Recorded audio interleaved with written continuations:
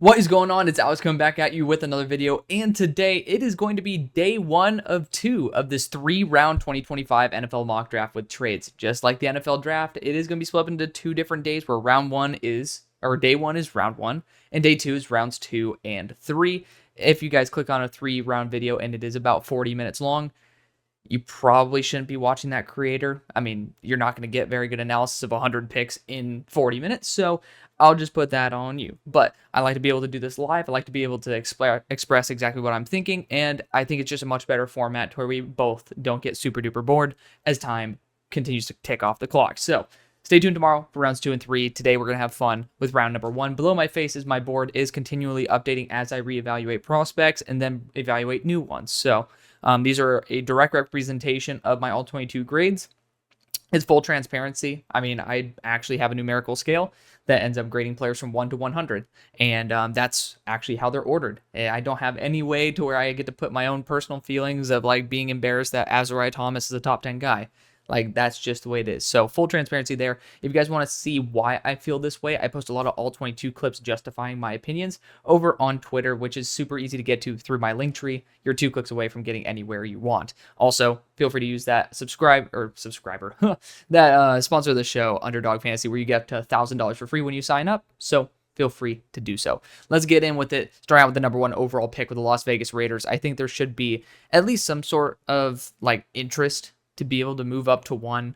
It kind of sucks though because, well, hate to say it, not a very good top of the class.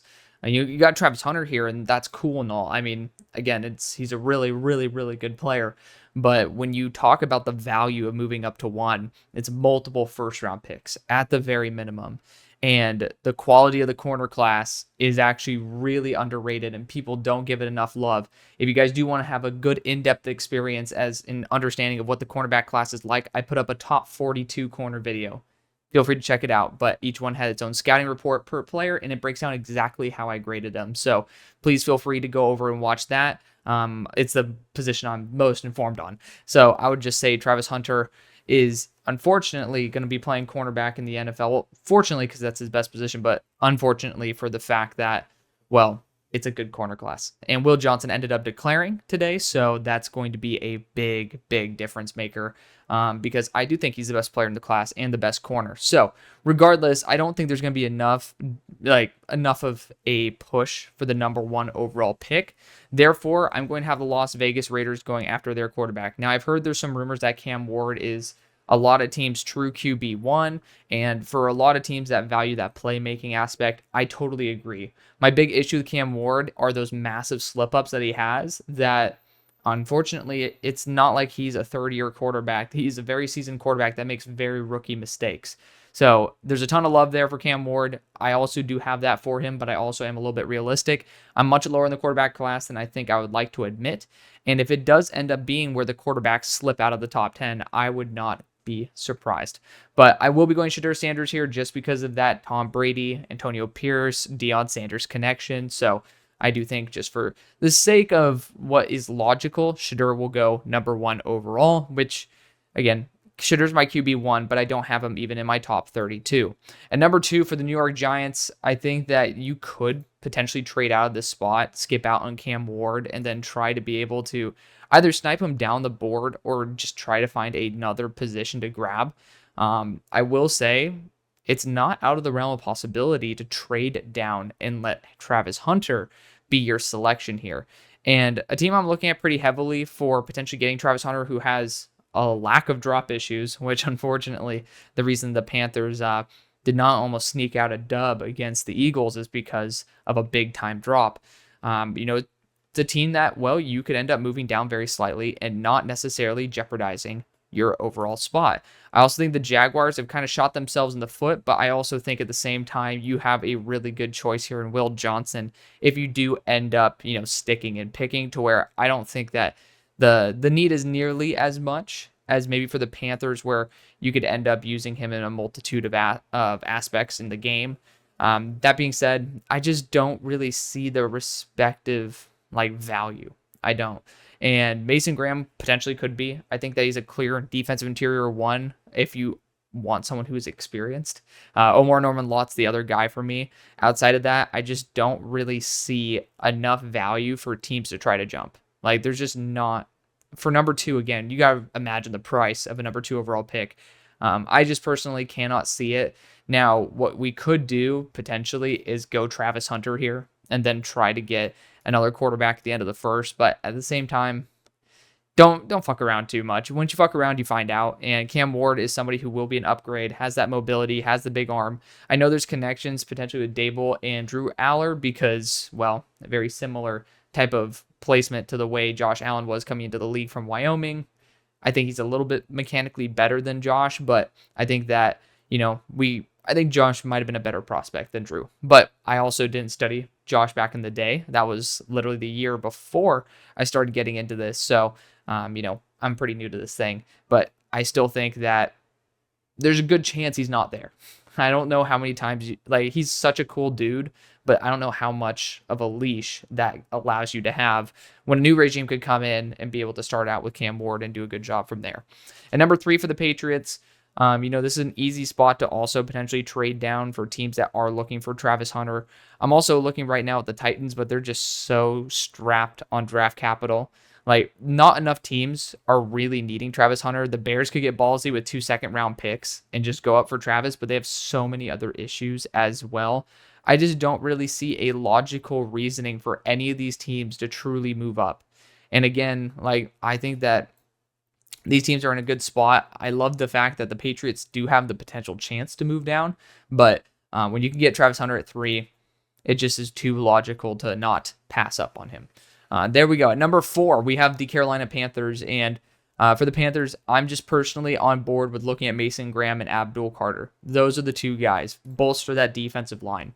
And I think that the defensive interior class, I already mentioned it, falls off a cliff in comparison. Like when you're talking about from the top to the meat of the class, air quotes, it's a lot worse than the edge class. I think that you'll be able to get a much better edge. And also edge is one of those positions where I'd prefer a more inconsistent edge than a more inconsistent defensive interior. And Mason Graham complements Derek Brown so damn well that it's just impossible for me to say no. I used to be a little bit lower on Mason Graham. I thought he's improved noticeably this year, even though he's always been my defensive interior 1. I just thought the class was a little bit worse, but Mason Graham took a big step up. Big fan of what he did there, but I'm going to be going after Mason Graham. Again, when you analyze what you could get in round 2. I love Abdul Carter to death. I mean, obviously that's why I have my board, so you guys get to see why I think certain things or exactly what I believe. But Mason Graham, again, you look at comparative analysis, you're getting a high-end starter, and at the same time, in round 2, if you go after defensive interiors with the loss of Dante Corleone, with the loss of Caleb Banks, it is a much thinner class on day 2 than what you expected. So that's a little bit unfortunate there. Obviously, I think Caleb Banks made the right move. It was a little bit annoying, but it also was the right move for him because he could end up being this pickup. He might end up being a top 5 pick where Mason Graham is going to be. And number 5 for the Jaguars, again, a plethora of really, really good options. I think with Will Johnson declaring for the draft, he ended up being green-lighted for being essentially a top 10 pick. He's the best player in the class, in my opinion. He's been dealing with some injuries with his knee, and, he ended up, since week 8, taking it off. And so hopefully he's super healthy, and he's a true junior, so he could have returned if he really felt like, he lost his stock. And I don't think he did. I really do think that he is on that Patrick Surtain level. Again, didn't have all 22 back then. I still graded him. I still thought he was fantastic, but there's something different about being able to watch a player through the entirety of the rep, which is why I forced myself to only grade players in all 22. That's just the way it rolls. And unfortunately, there are some limitations when you're a freelancer on all 22 tape, but luckily there are some good sources out there that allow you to watch guys like Will Johnson's almost every single rep. And, even through his struggle games, I thought he's done a fantastic job. And that's kind of the big test. If you suck and I still love you, I'm going to love you when you do well. That's just the bottom line. At number 6, we have the Tennessee Titans. So no trades in the top 5. Again, super duper expensive. And we got Abdul Carter here. We got T-Mac here. I think, and we also have Ashton Genty here as well. I do think that certain teams that might be looking for that final piece, which, to be fair, not many of them are in this range, could be looking for that type of move up. But regardless, Tetairoa McMillan could easily be a top option for the Titans at this point. Abdul Carter, I personally think, might be a better impact because if you're looking at T-Mac, I mean, I will say that the wide receiver class does have a lot of players in the second round. I mean, I feel pretty comfortable with Trey Harris. Well, I'm not a big Trey Harris guy, but even Jaden Higgins, Eli Guy, like certainly some dudes who I think value-wise, and again, luckily we have a deep edge and a deep wide receiver class. You can go either way and be perfectly fine, but because of that, I honestly am convinced that I might want to trade down. And I'm looking at a team right now in the Browns that potentially would be happy to snag Tetairoa McMillan. Are there any other teams that might be in that market? The Bengals are one of them. They never trade up. You talk about the Cowboys, but that's just such a big move. So are there any teams that I think would be desperate for moving up? I don't think so. Again, to be able to sell, you have to have a buyer. If there's no buyer, you got nothing to sell. And I think T-Mac is a really, really good option here. I think you could go try to play the money ball at 38, but you can also do the same thing where you get Princely Umanmielen rather than Abdul Carter. Again, noticeable drop-off, but at the same time, Tetairoa McMillan could end up being an unbelievable mismatch nightmare down the field. He's essentially MVS that can catch. It's a pretty damn good asset. And because MVS was very, very dangerous until he dropped the ball. Like, imagine that. So I think that definitely could end up paying off. He's going to replace the DeAndre Hopkins role. Or if you're thinking about Brian Callahan's lineage back to Cincinnati, it could end up being his... it could end up being the guy that ends up being the T. Higgins role in that offense. And number 7 for the New York Jets.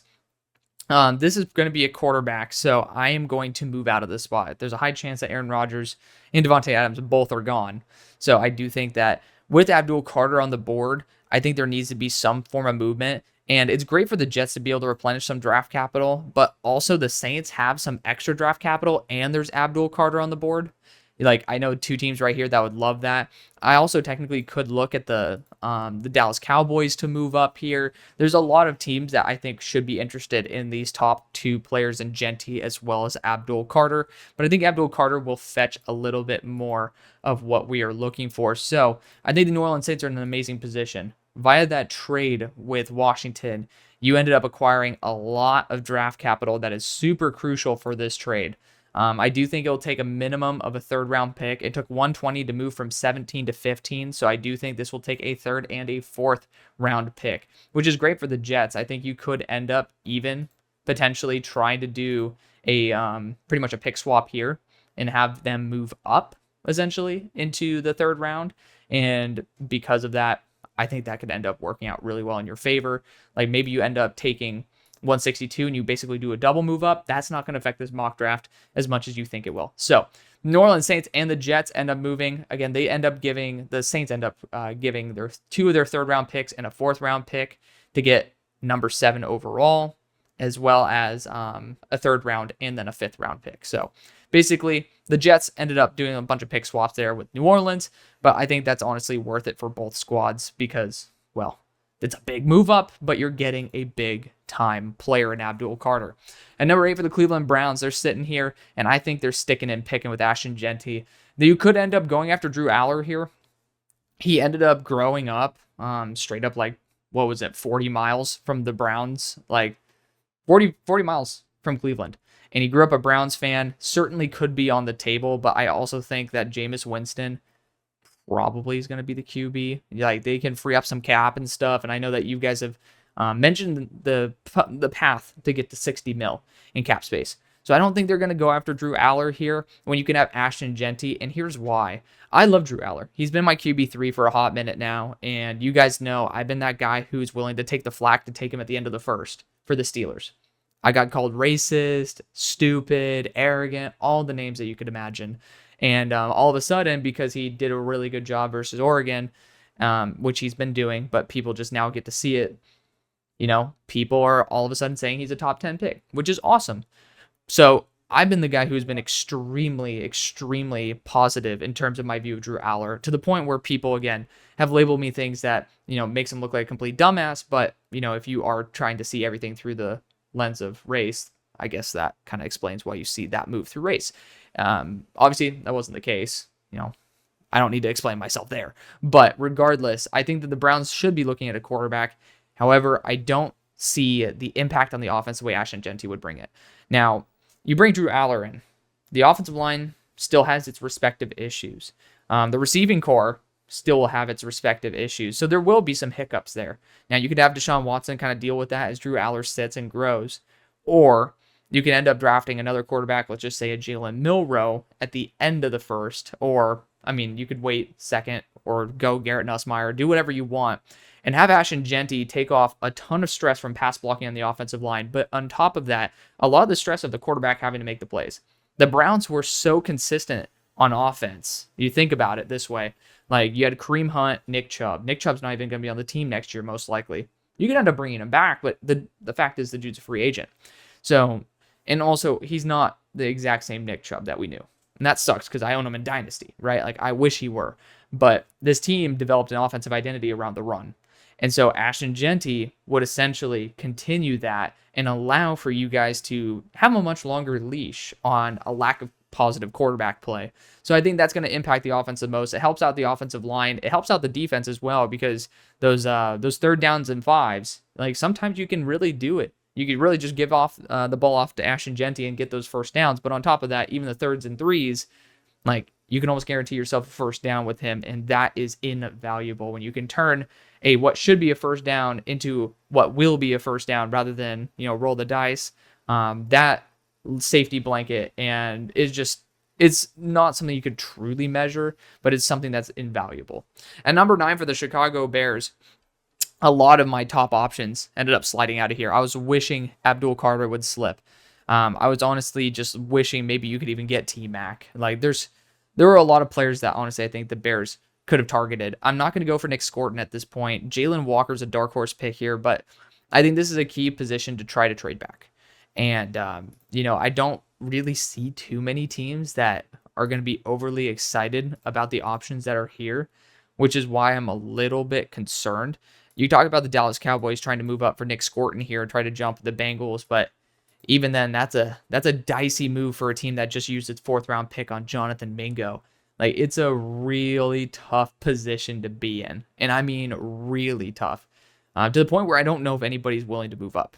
Like, again, you have to have a buyer in order to sell, and I mean, Malachi Starks is the one dude who I think maybe the Dolphins could try to jump up to 9 to jump the Bengals, but even while doing that, you're also putting yourself, I mean, the Dolphins don't need to spend that type of draft capital to move up for someone who just allowed 180 yards or 168 yards in the slot. Not saying that's a role he would play, but I'm saying, like, currently, if the season were to end right now, he's not enticing to the degree where you'd spend that level of capital in a safety class that has a lot of dudes, and I mean a lot of them. So, with that all being said, long story short, if we have to stick and pick, which I think, based on how everything fell, that's just the way it is. I'm looking at offensive line here, and I think that's a smart move. Now, Will Campbell, I think you guarantee yourself that he's a guard, and he's a high-level one at that. I even knocked down positional value for guards, and he's a 77.25 on my board.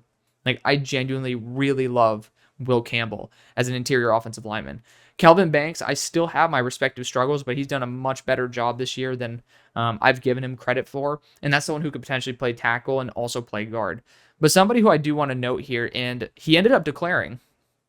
So I think there's a strong chance that he got a very good grade. There's somebody who ended up saying he got a 3rd round grade. That's complete bullshit. I mean, that's literally Ohio State using bad business ethics trying to get Josh Simmons to sign back on that deal. So, push that one little news blip aside, because, again, I do think that was just bad business ethics trying to manipulate Josh Simmons to returning to Ohio State for a cheaper NIL deal. Well, cheaper, air quotes. Like, it's a good NIL deal, but regardless, I do think that he's the best offensive lineman in the class. He declared, which means if he were not healthy, he would have returned, got that money, got healthy, and then would have come out the next year. I think that's, like, perfectly logical. You wouldn't come out if you were hurt and your medicals are going to end up screwing you over. Like, he had a good deal in place if he wanted to go back. And my notes on him, that he has great mechanics, he's athletic, and he's a blue chip tackle, could be a Hall of Fame guard.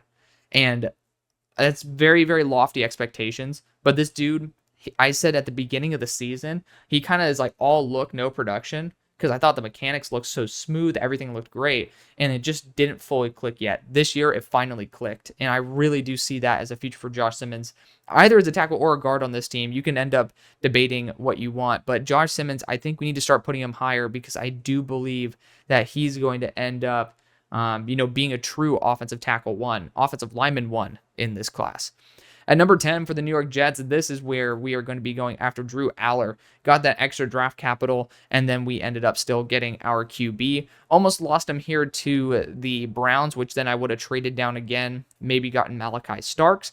But, Drew Aller, he's going to be a perfect guy to develop on the Jets. Have some patience this time rather than forcing guys. But Drew Aller doesn't have the best offensive line. He's also going to his former left tackle, Olu Fashanu, seen on Instagram literally saying Jets, Jets, Jets, Jets. And then you also have a weapon like Garrett Wilson that he doesn't have wide receiver-wise at Penn State. And all you need to do is weaponize the tight end core a little bit, and then you have something truly special.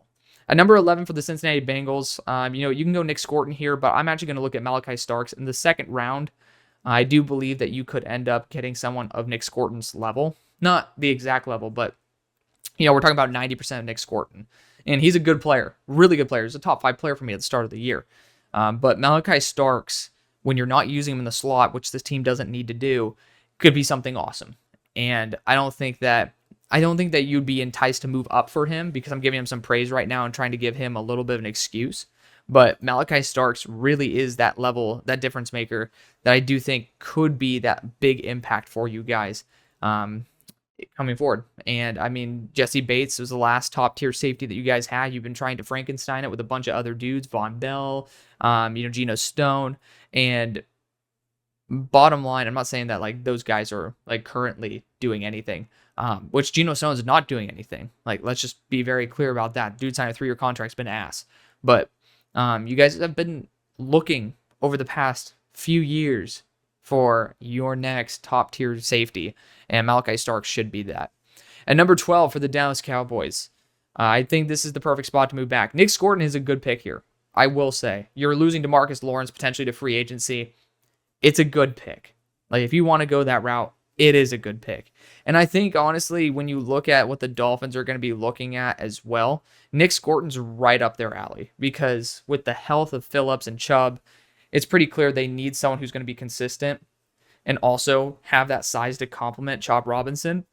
I got hiccups, but I think this is a prime opportunity to potentially move down.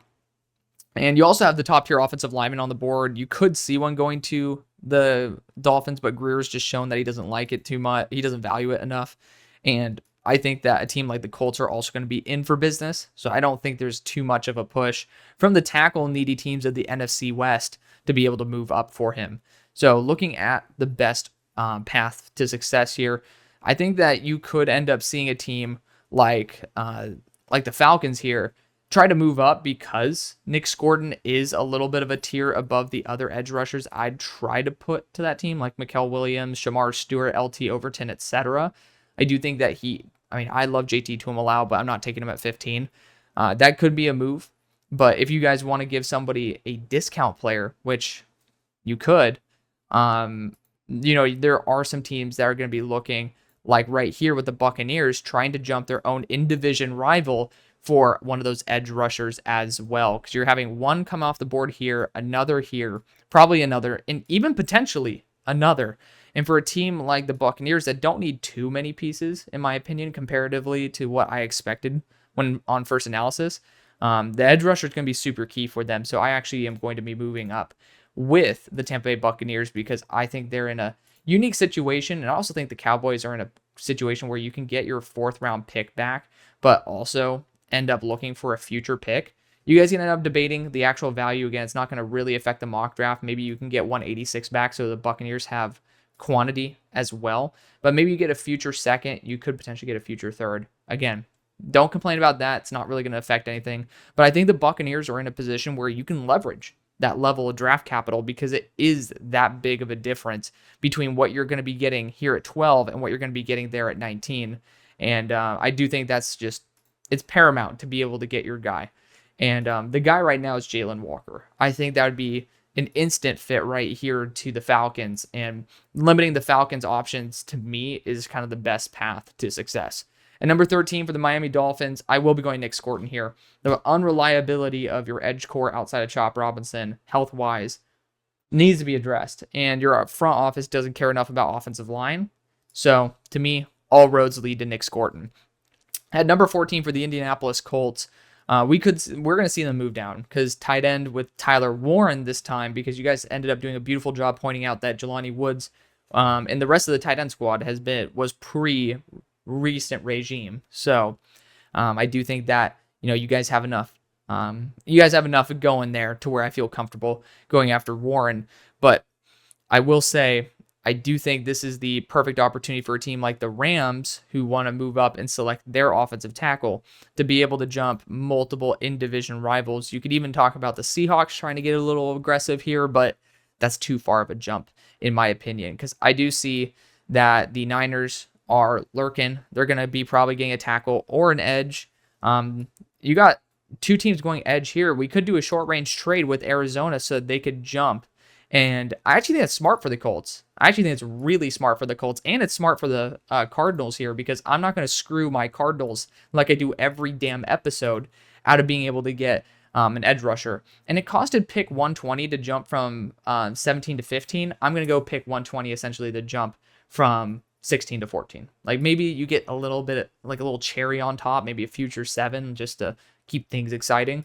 But I do think that's relatively comparable value. And then you also jump a team that was going to definitely take James Pierce. And that's going to be my selection here. James Pierce is an absolute baller. I think that's super critical to be able to address edge early and often in this draft with the top capitals or top options, unless you are sitting here and you're the Panthers, because I think that the day 2 edges provide still a massive upgrade for them. And the defensive interiors have already dropped off the cliff. Like, you guys know how much I love Omar Norman Lott. I still have my relative concerns with the quantity of reps he's taken. At number 15 for the Atlanta Falcons, I purposely fucked over the Falcons this episode. It's on a pure rotation at this point, guys. You guys know what's up. There's always the risk of getting screwed in these episodes. But I think this is the perfect opportunity for the Rams, now that we've seen the edge core drop a lot, for the Rams to be able to move up and select the guy of their choice. I don't think you want to have sloppy seconds from the 49ers. I think that you want to move up and get the guy who is right for you. And I think it's perfect for the Falcons too. I mean, look at this. Like, ew. Like, what is that? And I think this is perfect because then you could also potentially get like pick 199 out of this. Maybe you pawn off the 7th round pick here, but you end up getting more picks back. I don't think the Rams are that screwed, to the point where I feel very comfortable with them jumping the 49ers to select their offensive tackle, which is a true left tackle. You got Ursary, you got Banks. Just the question is, which one do you want more? And Banks is just so consistent. Like, Ursary is a little bit more high floor, but Ursary is going to be a little bit more of the Niners type. Granted, I think I might have taken Banks for the Niners based on the guard role as well. So I do think Kelvin Banks should go before. I think he's more of a pure left tackle than what people want to give him credit for. And I actually think Ursary has a little bit more risk associated with him than maybe what I've given credit for in the past. But continuing on at pick 16 with the Indianapolis Colts, we could end up seeing another team jump up here for an offensive lineman, Arianti Ursary. Like, there are teams like the Seattle Seahawks that I do think could try to afford to move up to select him. But at the same time, Abe Lucas, his health is not good, like just extremely inconsistent. At the same time, though, I don't really think that you guys are going to be desperate to move up and put that much draft capital into Ursary. Now, is there a team that's going to want to potentially leverage that type of draft capital? I could see the Ravens, especially. They can go back to Minnesota and go after another tackle. And actually, I kind of like that. The Colts are going to be essentially pushing themselves out of tight end range, but I also think the Colts, you're in a good spot to be continuing to accrue draft capital. So the Baltimore Ravens, I think, will need to sweeten up this offer in order to make it worth it. And so I'm actually going to be giving the 2nd round pick in return I think you could end up giving your third, but you will also have to be taking their 4th round selection. It's going to be a big leverage for the Ravens to move up, but I do think offensive line is so damn critical that you guys will need to be able to make this move. And so, like, maybe you toss in pick 198 as well, 173. Feel free to adjust that on your own. But the Baltimore Ravens are the team jumping up above the 49ers because something that you need to do is limit the 49ers. And especially if you're going to play them in the playoffs, you do not want them having Ariante here. So the Baltimore Ravens make a drastic move and select him, Ariante at 16. At 17 for the Niners, I mean, I honestly think you could be in a good position to go after Will Campbell at this point and just test him out at tackle. He's a quality offensive lineman, but I do have Cam Williams here. Far more unproven. I don't know if he comes out. I don't think he should come out, but we're going to consider him coming out in this one. So with that, I think he's a true right tackle who just has probably a need to redshirt a year to be able to grow and develop, but also if you play him, it's not like you're going to be dealing with a significant downgrade. But I do think Ursary would have been a significant upgrade in the short run. And so we're actually going to go after Cam Williams here, seeing a run on edge and then a run on tackle. At number 18 for the Atlanta Falcons, we ended up continuing to move back. I think we could continue doing that because we still do not have a ton of picks. And the key thing here is that we have a couple teams looking at tight end right here. And for that, I honestly think you could try to deal with the Indianapolis Colts, who did just leverage a ton of draft capital, respectively, to move back. And so with that, I think the Falcons are also trying to pick up picks. And the Colts just added a shit ton. So the Colts ended up bouncing back, and then they're going to be moving back up. I also think it's perfect for the edge position where the Falcons will be at 24, to where I think you could leverage the 2nd round pick if you wanted to. But I also think that, for the Falcons, it would be fair to go after this. Like maybe you end up tossing multiple 4th round picks at this point. Like you're going to be going more quantity than quality. And so I actually like that. For the Falcons, you don't really need a 3rd round pick the way that you probably think you do. For the Colts, having those 2 seconds will allow you to trade back. You can end up potentially tossing in more here if you do feel like it. But for the Falcons, I'd be in total pick accumulation mode. So it's essentially the value moving up 15 to 17 to 15 multiple times, which I guess actually does kind of add up to that. So the Colts have moved back up, jumped all these tight end needy teams, and is going Tyler Warren. The thing is, I added a 2nd round pick by moving back twice and ended up still having a roughly similar amount of picks to what I had before. Now we have the Dallas Cowboys sitting here at pick 19 and a lot of really, really solid options, really solid. I do think defensive interior is, at this point, I'm looking at Tyleik Williams really heavily. I know it's not a popular pick, but I think Tyleik Williams is the most underrated or underappreciated, not underrated, underappreciated defensive interior in the class. Will Campbell's the guy who I'm thinking of, though, because we are probably going to lose Zach Martin. He's not going to be around for much longer. Had a season-ending injury very recently. The dude's ready to hang up the cleats. And that's a massive vacancy, in my opinion. When you could fill it with Will Campbell after acquiring all these picks, I think it's worth it. We're going to be going Will Campbell here out of LSU. At number 20, we have the Washington Commanders. And I'm looking at Luther Burden here, and adding a little bit more firepower gets me excited. We're having Ben Morrison return in this. I'll have it in the description. Same thing with Isaiah Bond. Both those guys will be returning, just like I did in my video earlier this week. Nothing official. I'm just projecting it. So I am pulling it out of my ass, respectively. I could end up seeing at 22, we could have the Broncos try to trade up here and then jump the Chargers. Low-key, not a bad idea. Not a bad idea at all. And Sean Payton's kind of gutsy. So we're going to be doing that. Denver Broncos are making a move up here. Super short range. You might 123 and then you get 146 back. And maybe you have to toss in another one 196. But regardless, I do think I did kind of screw over the Broncos. Actually, the Commanders in that one. But the Commanders, you're getting the same player anyways. Again, feel free to adjust it on your own. But I'm going to be going Colston Loveland here. The tight end core is barren as all get out. You don't even have Dulcich on roster anymore. So Colston Loveland's going to be a massive asset, jumping the team that is the perfect fit for the Chargers, or for Loveland in the Chargers. At 21, though, speaking of, I think that you guys are in an interesting position here. And I think just the easiest thing to do is fill a need with someone you know is going to fit and has a great motor. That's Kenneth Grant.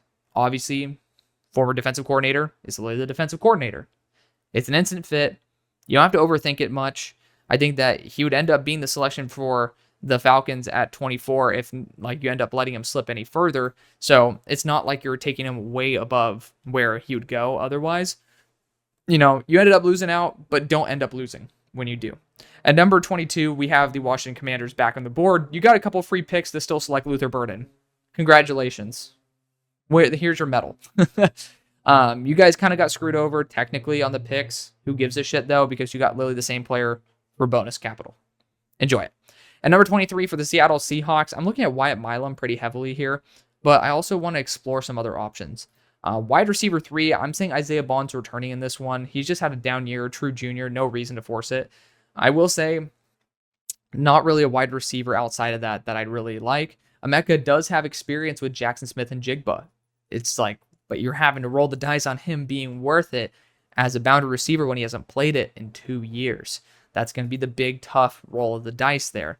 Now, Seahawks, other positions you could try to address: defensive back, corner. I mean, corner at this point, corner 2. I don't know why it's not up here. Legitimate need right there. And you could end up getting a freaking stud here. Like, there's a lot of good players, Azariah Thomas being one of them. But I do think that's going to be something you focus on day 2, not necessarily day 1. And so I actually will be going Wyatt Milam. I've been trying to find a way to get this guy in more mock drafts. Wyatt Milam's been so consistent. I actually do think, though, Donovan Jackson deserves a little bit more respect. I don't know why people don't like him. The poor guy had to be forced to left tackle before he was even ready. And he's going to be a quality guard on this team as he continues to develop his tackle capabilities based on, of course, you have to kind of expect for that to happen with Abe Lucas's health. Jonas Avenia might be a better round 2 selection. I kind of like that. I like the idea of that. You guys know, I can't convince myself of shit that's just not true. Tyleik Williams is available though, and I think a team that's looking for a just genuine plug on the inside, because I already know I'd be doing that with the Falcons, it's worth moving up to this point. So which team is kind of dire for a defensive interior that's like legitimate quality? I'm looking at the Bills right now.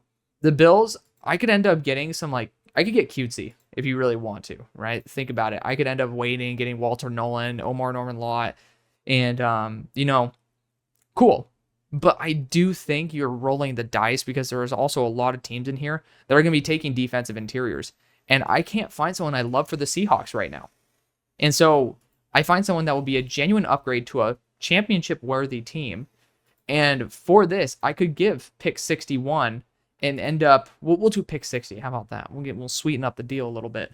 And then we end up getting a 3rd-round pick back that we ended up losing for sending it for Amari Cooper. So we're going to end up forcing this trade through. No, we're not going to get too crazy on this one.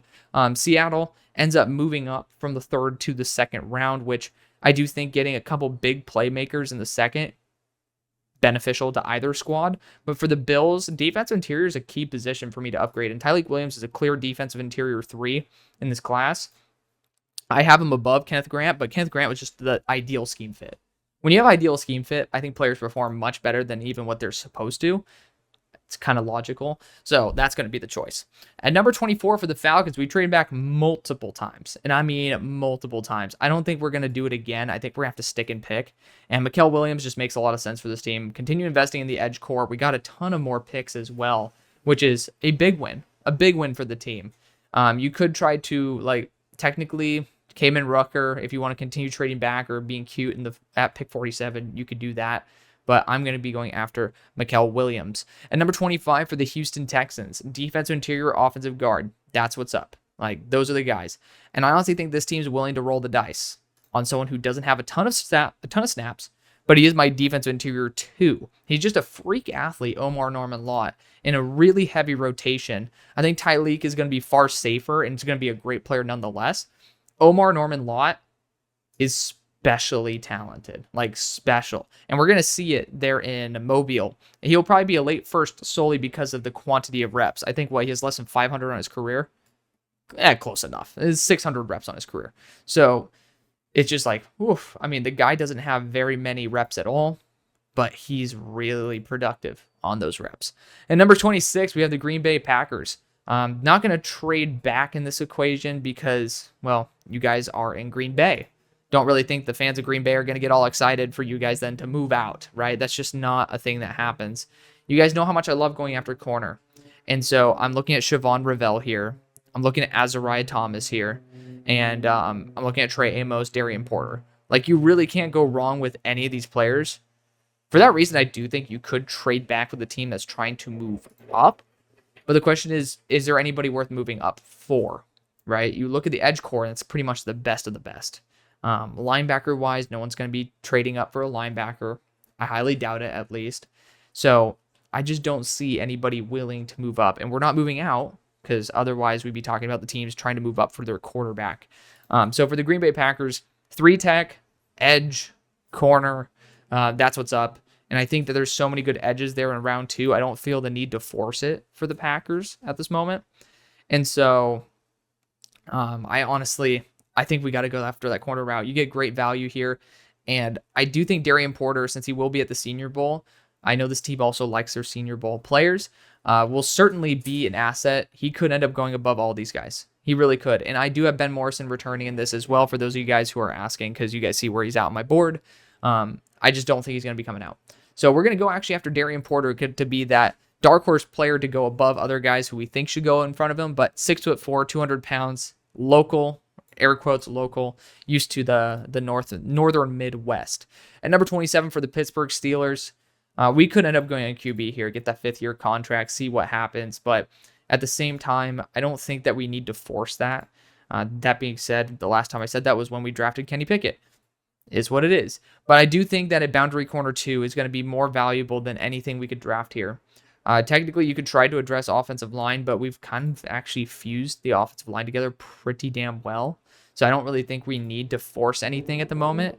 Wide receiver, Emeka Egbuka. I've explained this several times, but it's now been a little bit of time since I've actually explained it. So I'll explain why I don't like Emeka Egbuka to the squad. Similar to what I was talking about with Seattle, he hasn't played boundary receiver consistently in 2 years, and over 2 years at the point of this draft, right? Because Jackson Smith and Jigba was this receiver in the slot. So, there's something there. He does have experience there, but he's primarily a slot, and you shouldn't be drafting a wide receiver in the first round, praying to God that they can end up like rewinding the clock and being as talented of a receiver on the boundary as they were when they were literally the last option that teams were worried about in the receiving core. Like, simply put, he was not going to be the focal point, and that's why he was also extremely productive. Not trying to knock Emeka Egbuka here, but we're talking about a first-round pick. So if you're drafting him in the first, you either better have traded back or have that slot wide open. And that's not a bad thing. It's not like a knock to have slot wide receivers. But for the Steelers, people like to use the argument, well, we tried to go in at the trade deadline for Christian Kirk. That was going to be a short-term rental because Roman Wilson's been hurt. But you drafted Roman Wilson in the 3rd round. You have Calvin Austin. What, you're going to draft Emeka Egbuka and still have a vacancy on your boundary receiving core? Or else, again, I think it's poor asset management to try to force somebody to a position where he's had the opportunity. Like, he didn't have to be a slot receiver, and then he was put there. Brian Hartline's brilliant. Are you trying to tell me Brian Hartline doesn't know what he's doing with his wide receiver core? Like, I would say his best role is in the slot. So it's doing disservice to Emeka Egbuka as well. I love him to death, but there's just no reason for it. Like, especially when you're trying to fill that boundary receiver 2 position. Also, you're giving a massive middle finger to Roman Wilson. So for that reason, I think our biggest issue is that corner 2 spot. And there are some great players. You got Azariah Thomas and Trey Amos here. I think Trey Amos is going to catch the eye of the Steelers a little bit more because it's slightly more physical and also SEC bias. So we're going to go after Trey Amos here. Can't really go wrong. I mean, I love Azariah Thomas, but I also understand Trey Amos has been fantastic this year. At number 28 for the Vikings, this is where we're trading out. Very limited draft capital in terms of what you guys have. And I think this is a perfect spot for a team to jump up and select one of their QBs for the future. And I was talking about the Browns. I've done it before. I'm gonna do it again. Like, the Browns have that draft capital to where they can move up and still select their guy of the future. I think it's fair for the team also to feel comfortable in doing that. Other players that should be at least mentioned in this group, like of guys who should be traded up for, you have those corners. I think those guys are absolutely phenomenal. And, for a team that is looking for a high-end corner, Azariah Thomas should be on your list. I think that this guy is extremely underrated. He's one of the best players in college football. I'm glad that I ended up sticking my flag in him in preseason, because now it's kind of like a cool fad to love Azariah Thomas. So I do think this is just the right opportunity for the right price to be able to move down and let a team try to be able to develop Jalen Milroe. And I ended up talking about with the Browns, I think it just makes too much sense as well. You got to get that 5th-year contract. And look at the quantity of picks. Holy shit. Like, that's just awesome, man. I do think it takes pick 93, but it would also take a little bit more than that. And that's honestly perfect for the Minnesota Vikings. You could talk about 167, 202. Feel free to mess around with that as much as you want. But I think it's perfect for the Minnesota Vikings to essentially utilize Amari Cooper leaving for free. But you ended up, this is a free trade up for Cleveland. It takes them pick 167, 202. They got rid of Amari Cooper for 93. And this allows them to go after Jalen Milroe, who's a dynamic athlete. And he's someone who could have actually ended up being the pick here for Seattle to sit and develop. But he just needs to work as a passer. I have my opinions on that. But also that 5th-year contract for a player like Jalen, who could truly be game breaking, is super key. And you have an identity through your offense and already in Ashton Jeanty. So Jeanty, Milroe, you guys know it. Sign me up. Number 29 for the Seattle Seahawks. I think you could go Emeka Egbuka at this point. But I will say, wide receiver to replace Tyler Lockett, not super high on my priority list. When you have Wyatt Milam here, who does have tackle experience and will be kicking to guard. To be fair, Jonas Savania is just such a good pickup. I love him for the Seahawks too. He just declared, and I'm pretty sure he's a true junior. So he got a good grade. And he's played right tackle for a long time. I thought he needed to play guard. He also can play center as well. Honestly, I said this is a Stoutland dream right here, and I think they still pretty damn raw, but he's super athletic, very gritty, and I do think he will be a really good guy to shoe in for when Abe Lucas has health issues. We're actually going to go Jonas Savania in the first round, which I normally would say pump the brakes on him, but I think the value for Seattle is through the roof. So we're going to be going after him there. At number 30 for the Philadelphia Eagles, because I do think the Eagles could potentially reach on Jonah. I don't think that's out of the realm of possibility. I'm going to go after edge here. I know that you kind of want your version of Andrew Van Ginkel. Not really any of these guys in this class that can do that. You're getting your Josh Sweat replacement here. That's unfortunately the cards that you've been dealt. That's the options that you're looking for. You could try to go after someone like Walter Nolan at this point to replace Milton Williams. And of course, once free agency goes through, these free agents are going to be signing 2 teams. So we're going to have a much clearer picture. But I do think JT Tuimoloau is that guy. And he also has dropped into coverage, by the way. Remember, I think one his true freshman year or maybe true sophomore year, this dude ended up having one of the craziest games versus Penn State where he had a pick 6. So it's not like he's going to be some super dynamic coverage player. But I think for Josh Sweat's replacement, which you could bring back Sweaty, because I know he has some issue with his knee. But if you don't, JT Tuimoloau is just a super reliable option. I do have him in my top 10, or top 12, excuse me. And I think he's very underrated. He's done a great job. And I'm the one who's hated, air quotes, JT Tuimoloau up to this point.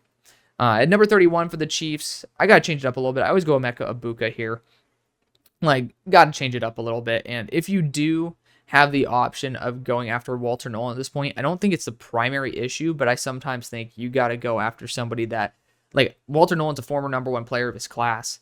I'm lower on him than most, but at the same time, I also understand that in the right situation with the right leadership, this dude can be absolutely kick-ass. So I'm going to be going after him at 31. We'll be going after corner and wide receiver next round.